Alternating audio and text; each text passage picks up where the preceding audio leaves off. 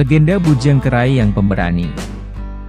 Dahulu, di sekitar pesisir barat daerah Sumatera Barat ada seorang raja muda dan tampan bernama Sutan Panduko. Ia adalah raja yang adil dan bijaksana sehingga negerinya pun makmur. Seluruh rakyat sangat mencintainya. Sifat raja yang baik itu berkat bimbingan kakaknya yang bernama Siti Hasanah. Siti Hasanah mempunyai seorang putra bernama Bujang Kirai. Perempuan yang terkenal arif ini senantiasa mendidik putranya dengan ajaran moral dan budi pekerti sesuai dengan ajaran agama dan adat.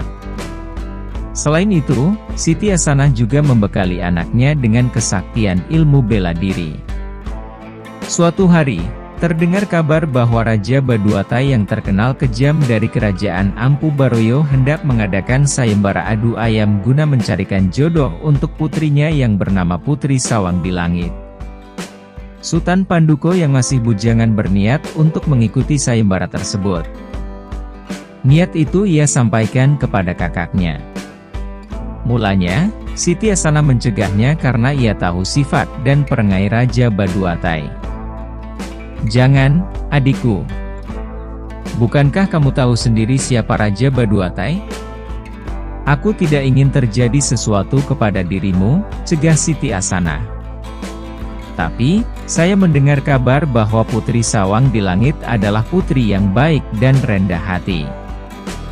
Jika berhasil memenangi sayembara itu, saya akan memboyongnya ke istana ini," kata Sutan Panduko. Sejenak, Siti Hasanah terdiam, lalu berkata kepada adiknya, "Baiklah, kalau itu keinginanmu. Tapi, ingat, kamu harus berhati-hati saat berhadapan dengan Raja Baduatai yang zalim dan serakah itu," pesan Siti Hasanah. Sutan Panduko segera mempersiapkan segala sesuatunya, termasuk ayam kurik rintik kesayangannya. Ayam jago miliknya itu terkenal sakti dan sudah berkali-kali memenangi pertandingan adu ayam. Dengan percaya diri, Sutan Panduko segera menuju kerajaan Ampu Baroyo. Setiba di sana, para peserta dari berbagai negeri telah berkumpul. Di antara peserta, hadir pula seorang raja bernama Sutan di Hulu yang terkenal licik. Keesokan harinya, pertandingan sabung ayam dimulai. Para peserta telah berkumpul di arena pertandingan di halaman istana. Raja Baduatai bersama permaisuri dan putrinya telah hadir untuk menyaksikan jalannya pertandingan. Para penonton dari berbagai kalangan sudah berdatangan untuk memberi semangat kepada jagoan masing-masing. Sesaat kemudian, gong pun dibunyikan sebagai tanda dimulainya pertandingan. Satu persatu para peserta masuk ke arena pertandingan untuk mengadu ayam jago masing-masing. Selama pertandingan berlangsung, sang putri terlihat tegang dan berharap-harap cemas menanti siapa yang bakal menjadi pendamping hidupnya. "Ya Tuhan, siapapun pemenang pertandingan ini, hamba berharap dia adalah calon suami yang baik, arif, dan bijaksana," doa Putri Sawang di Langit. Pertandingan sabung ayam itu telah berlangsung selama 3 jam. Sudah banyak ayam yang berguguran di arena pertandingan. Kini, tinggal ayam jago milik Sutan Panduko dan Sutan di Hulu yang bertahan. Keduanya pun siap untuk ditarungkan. Mulanya, ayam jago milik Sutan di Hulu menyerang terlebih dahulu. Serangannya bertubi-tubi hingga ayam jago milik Sutan Panduko kewalahan menghindari serangan itu. Ketika ayam jago Sutan di Hulu mulai kelelahan, ayam kurik rintik berbalik menyerang. Dengan sekali terjang, ayam Sutan di Hulu pun jatuh tersungkur di tanah dan tewas seketika. Melihat kejadian itu, Sutan di Hulu murka. Ia tidak mau menerima kekalahan itu. Maka, ia langsung menyerang Sutan Panduko. Namun, serangan-serangan itu dapat dipatahkan oleh Sutan Panduko. Sutan di Hulu pun semakin marah. Dengan kalap, ia mencabut kerisnya. "Terimalah serangan kerisku ini," teriaknya seraya menikamkan keris ke tubuh Sutan Panduko. Sutan Panduko berkelit dengan gesit sehingga serangan Sutan di Hulu hanya menyambar angin. Merasa diremehkan, Sutan di Hulu semakin gencar menyerang. Namun, lama-kelamaan tenaganya habis terkuras. Pada saat yang tepat, Sutan Panduko menepis dan menangkap keris lawannya, lalu keris itu ia balik dan ditikamkan ke dada Sutan di Hulu. Tak ayal, raja yang licik itu tewas seketika terkena senjatanya sendiri. Melihat peristiwa itu, Raja Baduatai segera bangkit dari singgasananya. "Prajurit, buang mayat itu ke laut dan tangkap raja muda itu," titah Raja Bauatai. Akhirnya, Sutan Panduko dijebloskan ke dalam penjara. Meskipun ayam kirik jagoannya telah memenangi sayembara itu, ia dianggap tidak berhak menikahi sang putri karena telah melakukan pembunuhan. Ayam jagonya pun disita oleh Raja Baduatai. Sementara itu, para pengawal Sutan Panduko cepat-cepat kembali Muarobodim untuk melaporkan peristiwa itu kepada Siti Hasanah. "Ampun, Baginda Ratu. Hamba ingin melapor," lapor salah seorang dari pengawal tersebut. "Apa yang terjadi dengan adikku, pengawal?" tanya Siti Hasanah dengan cemas. "Ampun, Baginda Ratu. Sutan Panduko ditawan oleh Raja Baduatai," jelas si pengawal. Pengawal itu kemudian menceritakan semua peristiwa yang dialami oleh Sutan Panduko hingga akhirnya ditawan oleh Raja Baduatai. Mendengar cerita itu, Siti Hasanah menjadi marah. "Ini tidak bisa dibayarkan. Raja Baduatai yang angkuh harus diberi pelajaran," ujar Siti Hasanah geram. "Pengawal, tolong panggilkan putraku, Bujang Kirai." "Baik, Baginda Ratu," jawab pengawal itu. Tak berapa lama kemudian, pengawal itu kembali bersama Bujang Kirai. "Ada apa Bunda memanggilku?" tanya Bujang Kirai sambil menatap mata ibundanya yang berkaca-kaca. "Ketahuilah, putraku. Pamanmu sedang ditawan oleh Raja Baduatai," ungkap Siti Hasanah. "Apa? Paman Sutan Panduko ditawan?" tanya Bujang Kirai dengan terkejut. "Benar, putraku. Kita harus segera bertindak. Untuk itu, Bunda akan mengutusmu ke Ampo Baroyo untuk membebaskan pamanmu," kata Siti Hasanah. "Tapi, kamu harus berangkat sendirian, putraku." "Baik, Bunda," jawab Bujang Kirai. Rupanya, Siti Hasanah yang bijak itu sudah mengetahui kemampuan putranya. Ia tidak ingin menyerang Raja Baduatai dengan mengerahkan pasukannya karena ia juga tahu jika pasukan Raja Baduatai sangat besar.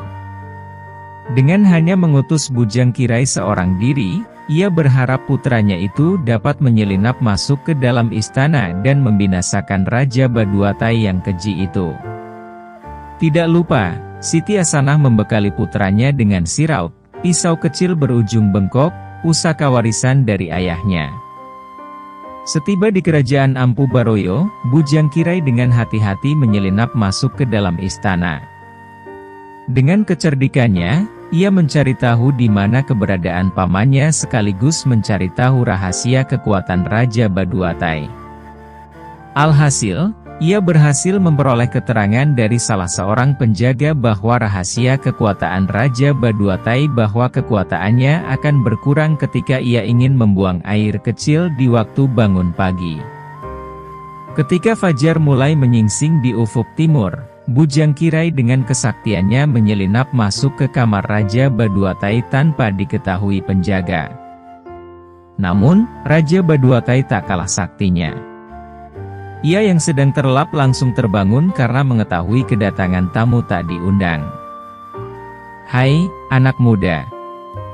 Siapa kamu dan kenapa masuk ke dalam kamarku?" tanya Raja Baduatai dengan kesal. "Aku Bujang Kirai dari kerajaan Muarobodim.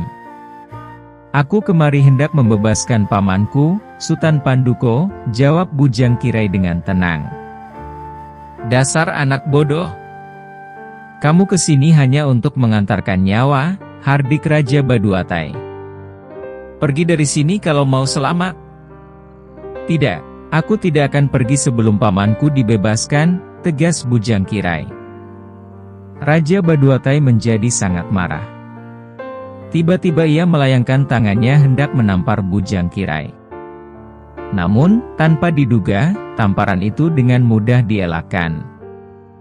Melihat hal itu, ia baru sadar bahwa pemuda yang dihadapinya ternyata berilmu cukup tinggi. Raja Baduatai pun mengeluarkan segala kemampuannya. Pertarungan sengit tak terelakkan. Mulanya, Raja Baduatai terlihat tangguh. Serangannya datang secara bertubi-tubi. Namun, lama-kelamaan, Raja Baduatai ingin buang air. Pikirannya pun bercabang. Ketika ia lengah, Bujang Kirai segera menikamnya dengan siraut pusaka. Raja yang kejam itu pun tewas. Kabar tentang tewasnya Raja Baduatai pun diketahui oleh penghuni istana. Bahkan, kabar itu telah tersebar ke seluruh penjuru negeri Ampu Baroyo. Seluruh rakyat pun berbondong-bondong dan berkumpul di halaman istana. Di hadapan mereka, berdiri salah seorang punggawa kerajaan untuk menyampaikan ucapan bela sungkawa. Wahai seluruh rakyat Ampu Baroyo, raja kita sudah wafat. Beliau tewas di ujung siraut Bujang Kirai, kata punggawa kerajaan itu. Mendengar kabar itu, rakyat bukannya bersedih melainkan bersorak gembira. Hancurlah kezaliman, hancurlah kezaliman. Punggawa kerajaan itu kemudian kembali berkata, baiklah, saudara-saudaraku. Yang mati mari kita kuburkan, yang tinggal mari kita pelihara. Setelah Raja Baduatai dimakamkan, para punggawa istana dan seluruh rakyat negeri itu mengadakan musyawarah untuk mencari pengganti raja. Sesuai dengan adat negeri ini, kita harus memilih seorang raja baru. Menurut kalian, siapa yang berhak menjadi raja? Tanya punggawa istana. Kita semua sudah tahu bahwa orang yang telah berjasa menghancurkan kezaliman di negeri ini adalah Bujang Kirai. Maka, alangkah baiknya jika pahlawan ini kita angkat menjadi raja, ujar seorang peserta sidang. Seluruh rakyat Ampu Baroyo menyetujui. Namun, Bujang Kirai sendiri menolaknya. Maaf, kedatangan saya kemari bukan untuk merebut kekuasaan, tetapi ingin membebaskan paman saya, Sultan Panduko, kata Bujang Kirai. Sebaiknya, tampuk kerajaan ini kita serahkan kepada Putri Sawang di Langit.